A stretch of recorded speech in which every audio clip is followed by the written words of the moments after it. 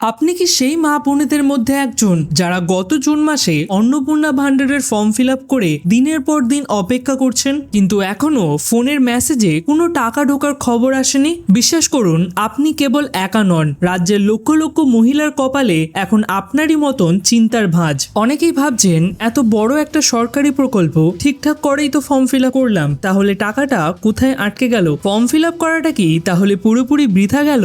ঘাবড়াবেন না। আপনিও যদি জানতে চান অন্নপূর্ণা ভান্ডারের এখন বর্তমান পরিস্থিতি কি, আদৌ আপনার টাকা ঢুকবে কিনা, তাহলে আপনি একদম ঠিক ভিডিওতে ক্লিক করেছেন। খোদ মুখ্যমন্ত্রী শুভেন্দু অধিকারী ফলতার জনকল্যাণ শিবিরে দাঁড়িয়ে এই বিষয়ে খুলসা করেছেন। তিনি শুধু কারণটাই ব্যাখ্যা করেননি, বরং ডেট ফিক্স করে দিয়েছেন যে ঠিক কবে থেকে আপনার ব্যাংক অ্যাকাউন্টে ৩,০০০ টাকা আসতে শুরু করবে। আর হ্যাঁ, আপনি যদি মনে করেন আপনার সব ডকুমেন্ট ঠিক আছে, ফর্ম ফিল আপও ঠিকঠাক ভাবে করেছেন, তবুও ভিডিওটাকে শেষ পর্যন্ত দেখুন, কারণ হয়তো আপনার ফর্মটি বাতিল হয়ে যাওয়ার পেছনে একটা ছোট্ট স্কুল কানেকশন দায়ী থাকতে পারে।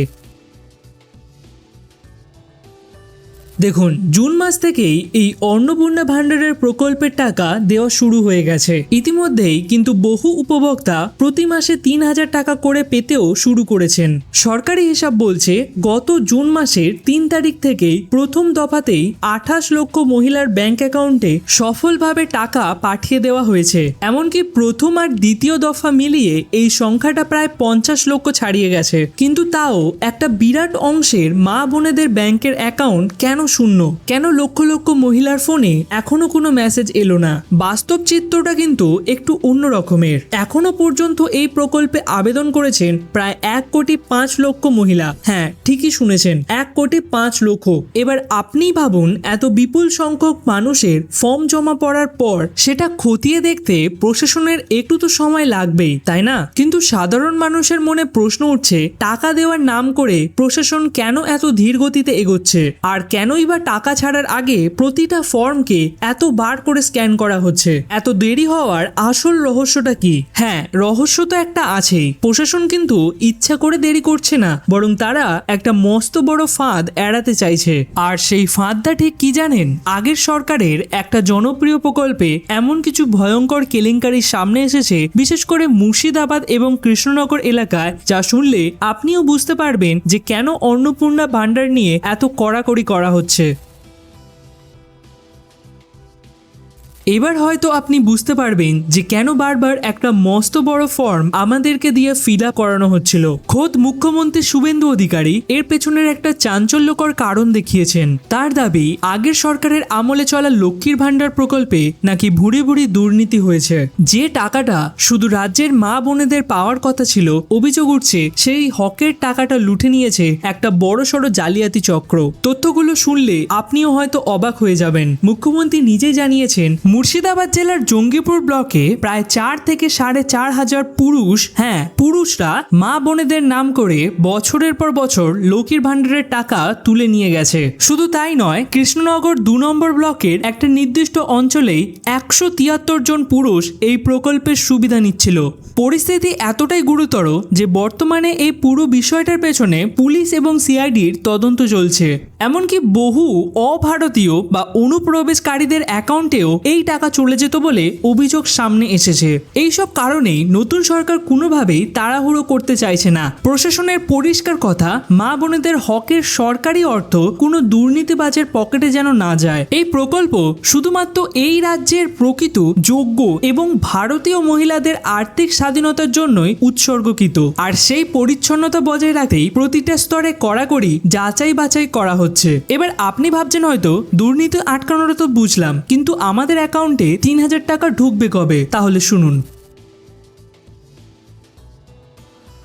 এবার আসি সব থেকে বড় খুশির খবরে। গত বুধবার দক্ষিণবঙ্গের ফলতায় ফতেপুরে আয়োজিত জনকল্যাণ শিবির পরিদর্শনে গিয়েছিলেন খোদ মুখ্যমন্ত্রী শুভেন্দু অধিকারী। আর ঠিক সেখান থেকেই তিনি রাজ্যের কোটি কোটি মা বোনেদের সমস্ত উদ্বেগের অবসান ঘটিয়েছেন। মুখ্যমন্ত্রী সাফ জানিয়ে দিয়েছে, যারা জুন মাসে আবেদন করেছেন, যাদের নাম অলরেডি পোর্টালে ভেরিফাইড হয়ে গেছে, তাদেরকে আর একটা দিনও অপেক্ষা করতে হবে না। আগামী ১ জুলাই সরাসরি তাদের ব্যাংক অ্যাকাউন্টে জুন মাসের এই ৩,০০০ 3,000 টাকা ঢুকে যাবে। সরকার কিন্তু অলরেডি প্রথম দফায় 3 জুন প্রায় 28 লক্ষ মহিলার অ্যাকাউন্টে টাকা পাঠিয়ে দিয়েছিল।